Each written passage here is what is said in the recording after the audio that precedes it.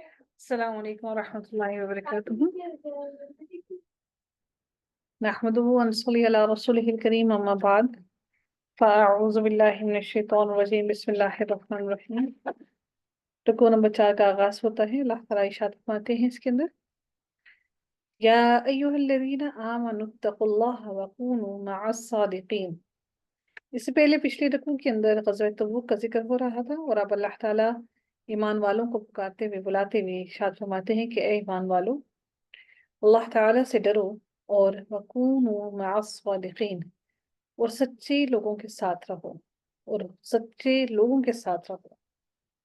یعنی سچے لوگ جو سچائی پر چلنے والے ہیں ان کے ساتھ رہو۔ اب اس سے مراد یہاں پر اس آیت سے کیا ہے کہ سچائی ہی کی وجہ سے اللہ تعالیٰ نے ان تینوں صحابہ کی غلطی کو نہ صرف معاف فرما دیا، یعنی اس آیت کو اس پوری پچھلے رکوع کے نازل ہونے کے بعد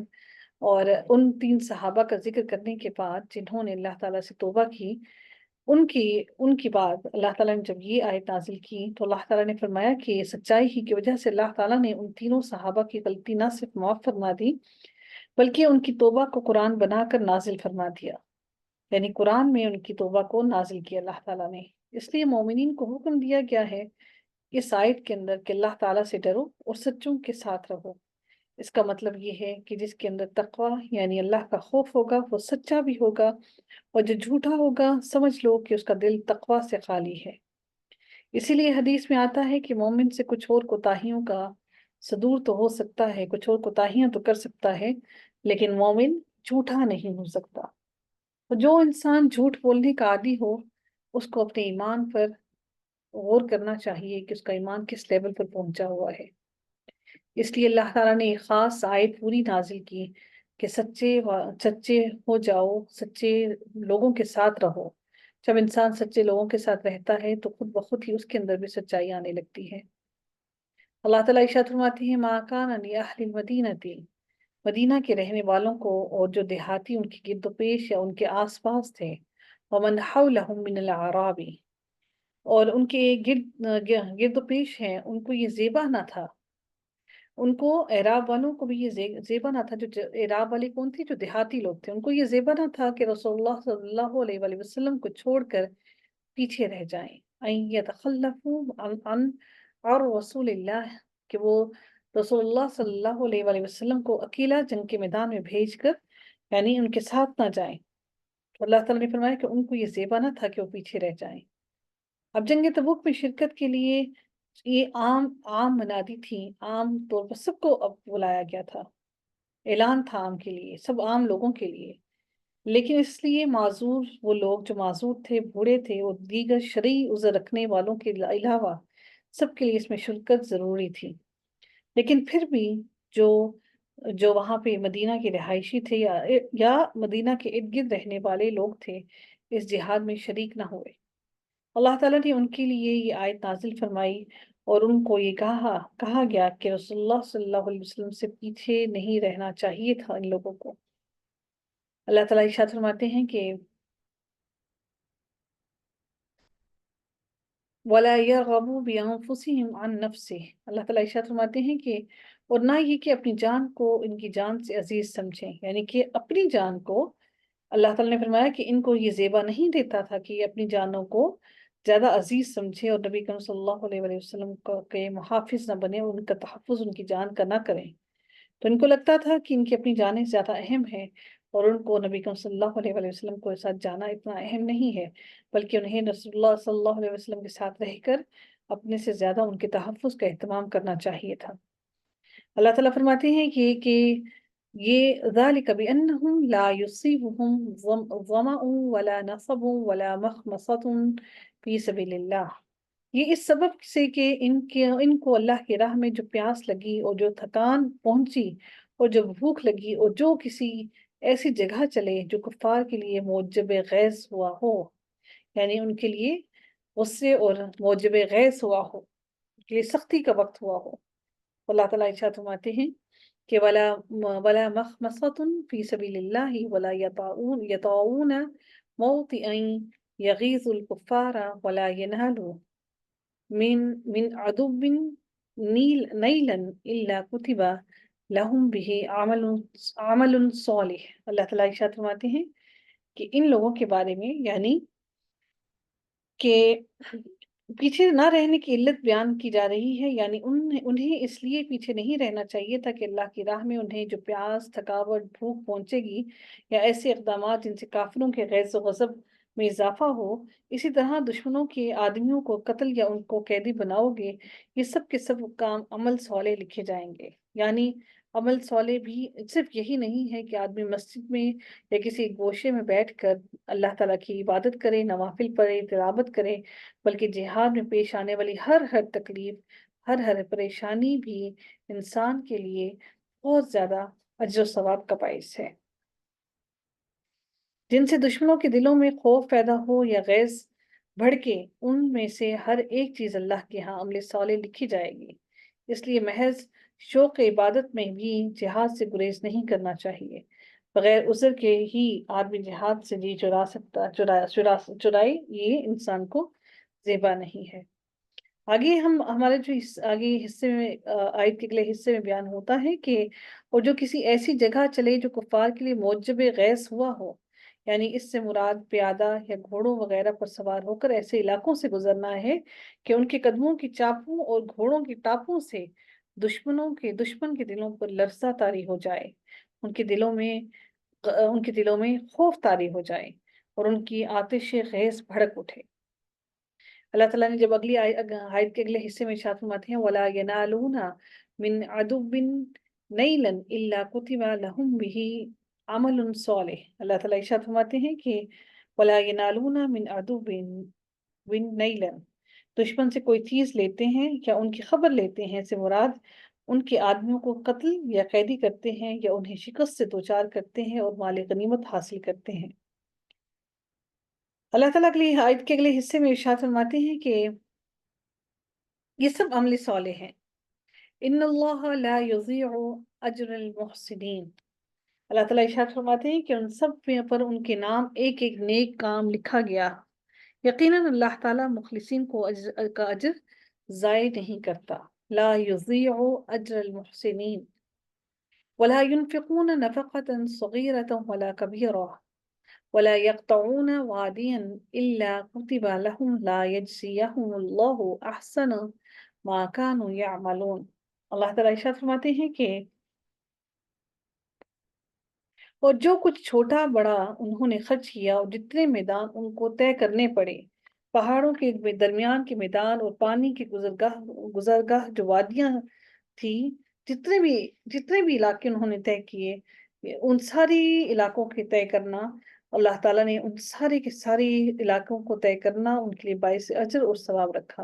اور اللہ تعالیٰ نے ہر ایک کے معاملے کے اندر اللہ تعالیٰ نے فرمایا کہ اللہ کتب لہم لیجزیہم اللہ، کہ اللہ تعالیٰ نے ان کے تمام معاملات میں انہوں نے جو کچھ کیے، جتنا بھی فاصلہ طے کیا، یہ سب بھی ان کے نام لکھا گیا ہے، کتبہ لکھ دیا گیا ہے، اللہ تعالیٰ نے ان کے لیے لکھ دیا تاکہ اللہ تعالیٰ ان کے کاموں کو اچھے سے اچھا بدلا دے۔ احسنہ اچھا، اور اس اچھے سے اچھا، حسنہ اچھا اور احسنہ زیادہ اچھا، ما کانوا یعملون اس کا جو کہ وہ عمل کرتے ہیں۔ اللہ تعالیٰ ارشاد فرماتے ہیں وما كان المؤمنون لينفروا كافة۔ اللہ تعالیٰ فرماتے ہیں کہ اور مسلمانوں کو یہ نہ چاہیے کہ سب کے سب نکل کھڑے ہوں، یعنی کہ سارے کے سارے نکل جائیں۔ اور اللہ تعالیٰ نے فرمایا کہ فلولا نفر من كل فرقة منهم طائفة ليتفقهوا في الدين۔ اللہ تعالیٰ فرماتے ہیں کہ سو ایسا کیوں نہ کیا جائے کہ ان کی ہر بڑی جماعت میں سے ایک چھوٹی جماعت جایا کرے، یعنی کہ ایک بڑا فرقہ، بڑی جماعت، ان میں سے ایک چھوٹی جماعت جایا کرے، تاکہ وہ دین کی سمجھ بوجھ حاصل کریں۔ کون حاصل کریں؟ جن کو دین کے لیے بھیج رہے ہیں، تاکہ وہ لوگ دین کی سمجھ بوجھ حاصل کریں، اور تاکہ یہ لوگ اپنی قوم کو جب وہ ان کے پاس آئیں ڈرائیں، تاکہ وہ ڈر جائیں۔ قومہم اذا رجعوا الیہم لعلہم یحذرون، تاکہ وہ ڈر جائیں۔ اس سے مراد بعض مفسرین کے نزدیک اس کا تعلق بھی جہاد سے ہے، اور مطلب یہ ہے کہ پچھلی آیات میں جب پیچھے رہنے والوں کے لیے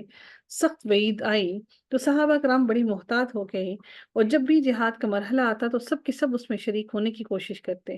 آیت میں انہیں حکم دیا گیا ہے کہ ہر جہاد اس نوعیت کا نہیں ہوتا کہ جس میں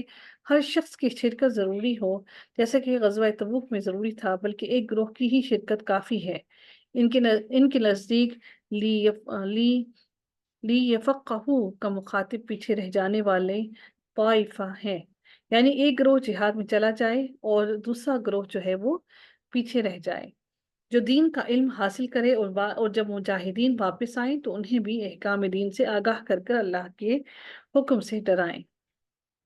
اور اس کے بارے میں جو دوسری تفسیر وہ بیان کی جاتی ہے وہ یہ ہے کہ اس آیت کا تعلق جہاد سے نہیں ہے، بلکہ اس میں علم دین سیکھنے کی اہمیت بیان کی گئی ہے، اور اس کی ترغیب اور طریقے کی وضاحت ہے، اور یہ بھی ہے کہ ہر بڑی جماعت یا قبیلے میں سے کچھ لوگ دین کا علم حاصل کرنے کے لیے اپنے گھر بار کو چھوڑ کر جائیں اور مدارس اور مراکز سے علم میں جا کر اسے حاصل کریں، اور پھر آ کر اپنی قوم میں واعظ و نصیحت کریں اور اللہ تعالیٰ کے احکامات کو بیان کریں، اور ان کو بتائیں کہ اور اس کے ساتھ عمل بالمعروف نیکی کرنے کا حکم دیں، ونہی عن المنکر یعنی کہ روکیں کس سے؟ برائی کے کاموں سے۔ یہ سب فرض ہے تمام کے تمام مسلمانوں پر۔ اگلے رکوع کا آغاز ہوتا ہے، اللہ تعالیٰ ارشاد فرماتے ہیں یا ایھا الذین آمنوا قاتلوا الذین یلونکم من الکفار وليجدوا فیکم غلظہ۔ اللہ تعالیٰ ارشاد فرماتے ہیں اے ایمان والو، ان کفار سے لڑو جو تمہارے آس پاس ہیں، یعنی اس سے مراد کیا ہے کہ جو تمہارے آس پاس ہیں، جیسے کہ رسول اللہ صلی اللہ علیہ وآلہ وسلم نے پہلے جزیرہ عرب میں آباد مشرکین سے قتال کیا، جب ان سے فارغ ہو گئے اور اللہ تعالیٰ نے مکہ، طائف، یمن، یمامہ، حجر اور خیبر، حضر موت وغیرہ پر مسلمانوں کا غلبہ عطا فرما دیا، اور عرب کے سارے قبائل فوج در فوج اسلام میں داخل ہو گئے، تو پھر اہل کتاب سے قتال کا آغاز فرمایا،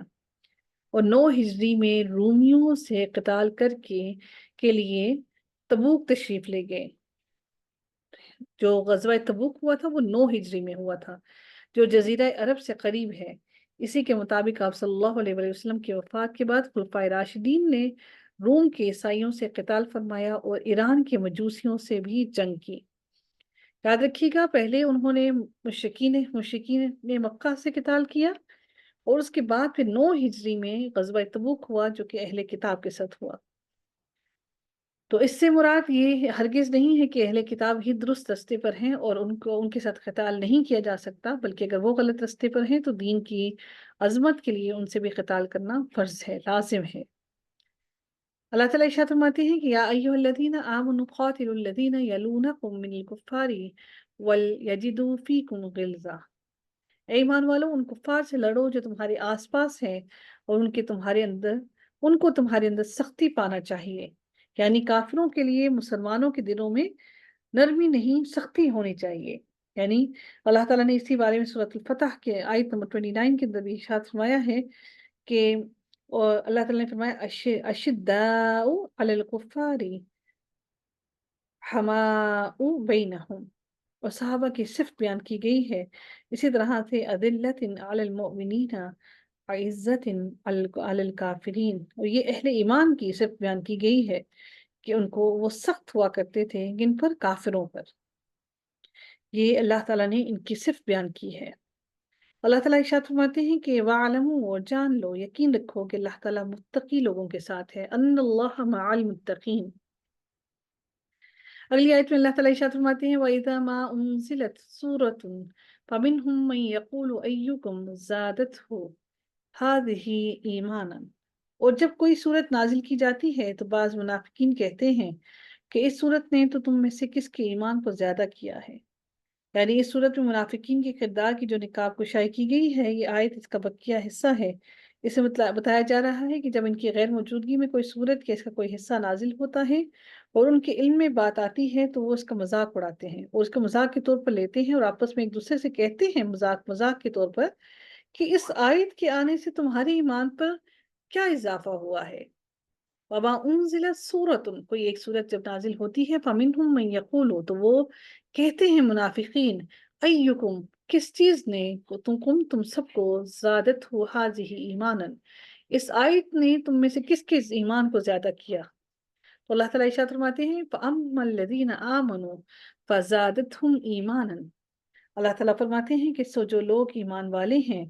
اس صورت نے ان کے ایمان کو زیادہ کیا ہے اور وہ خوش ہو رہے ہیں، وَهُمْ يَسْتَبْشِرُونَ،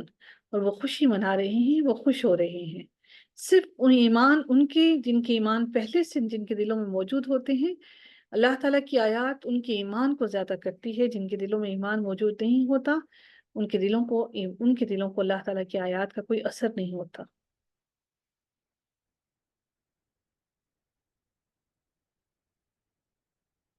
اللہ تعالیٰ مزید ارشاد فرماتے ہیں کہ وَأَمَّا الَّذِينَ فِي قُلُوبِهِم مَرَضٌ فَزَادَتْهُمْ رِجْسًا، اور جن کے دلوں میں روگ ہے اس صورت نے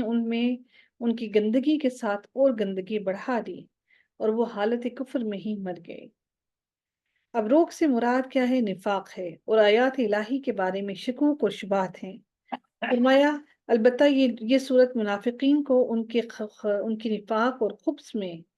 ان کی غلاظت میں، ان کی گندگی میں مزید بڑھا دیتی ہے، اور وہ اپنے کفر اور نفاق میں اس طرح پختہ ہو جاتے ہیں کہ انہیں توبہ کی توفیق نصیب نہیں ہوتی اور کفر پر ہی ان کا خاتمہ ہوتا ہے۔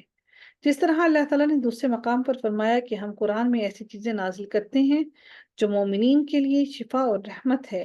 لیکن اللہ تعالیٰ ان سے ظالموں کے خسارے میں اضافہ ہی فرماتا ہے۔ یہ گویا ان کی بدبختی کی انتہا ہے کہ جس سے لوگوں کے دل ہدایت پاتے ہیں، یعنی وہ جس چیز سے لوگوں کے دلوں میں ہدایت پاتی ہے وہی چیز ان کے دلوں کو گمراہی میں ڈال دیتی ہے۔ جس طرح کسی شخص کا مزاج اور معدہ بگڑ جائے تو وہی غذائیں جن سے لوگ لطف اٹھاتے ہیں اس کے ذائقے سے محظوظ ہوتے ہیں اور ان کو طاقت ملتی ہے، اس بیماری کی وجہ سے وہ لوگ اس کو کھانا چھوڑ دیتے ہیں۔ بالکل یہی معاملہ ان لوگوں کے لیے ہے جن کے دلوں میں نفاق ہے۔ ان کے دلوں کو یہ قرآن کی آیتیں قبول نہیں ہوتی، ان کے دلوں کو ان قرآن کی آیتوں سے کوئی اثر نہیں ہوتا، وہ ہدایت نہیں پاتے۔ اللہ تعالیٰ اسی لیے فرماتے ہیں کہ جن سے لوگوں کو ہدایت ملتی ہے ان سے ان لوگوں کو کچھ حاصل نہیں ہوتا، اور اللہ تعالیٰ ان کے دلوں کو گندگی میں مزید بڑھا دیتا ہے اور وہ اسی حالت میں مر جاتے ہیں۔ وَمَاتُوا وَهُمْ کافرون، وہ اسی حالت میں مر جاتے ہیں کہ وہ کافر ہی ہوتے ہیں۔ أَوَلَا يَرَوْنَ أَنَّهُمْ يُفْتَنُونَ فِي كُلِّ عَامٍ مَرَّةً أَوْ مَرَّتَيْنِ ثُمَّ لَا يَتُوبُونَ وَلَا هُمْ يَذَّكَّرُونَ، اور کیا ان کو نہیں دکھلائی دیتا، کیا ان کو یہ دکھائی نہیں دیتا کہ یہ لوگ ہر سال ایک بار یا دو بار کسی نہ کسی آفت میں پھنستے رہتے ہیں؟ یعنی یفتنون سے مراد کیا ہے؟ آزمائے جاتے ہیں۔ آفت سے مراد یا تو آسمانی آفات ہیں، مثلا قحط سالی یعنی کہ آسمان سے بارش نہیں آتی، یا پھر جسمانی بیماریاں اور تکالیف ہیں، یا غزوات ہیں جن میں شرکت کے موقع پر ان کی آزمائش ہوتی ہے۔ بہرحال جو بھی معاملہ ہے اللہ تعالیٰ کی آزمائش کا ذکر کیا جا رہا ہے اس کے اندر، اور اللہ تعالیٰ پھر ارشاد فرماتے ہیں کہ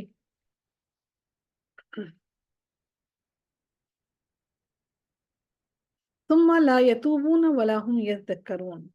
پھر بھی نہ تو وہ توبہ کرتے ہیں اور نہ ہی نصیحت کو قبول کرتے ہیں۔ وَإِذَا مَا أُنزِلَتْ سُورَةٌ نَظَرَ بَعْضُهُمْ إِلَى بَعْضٍ،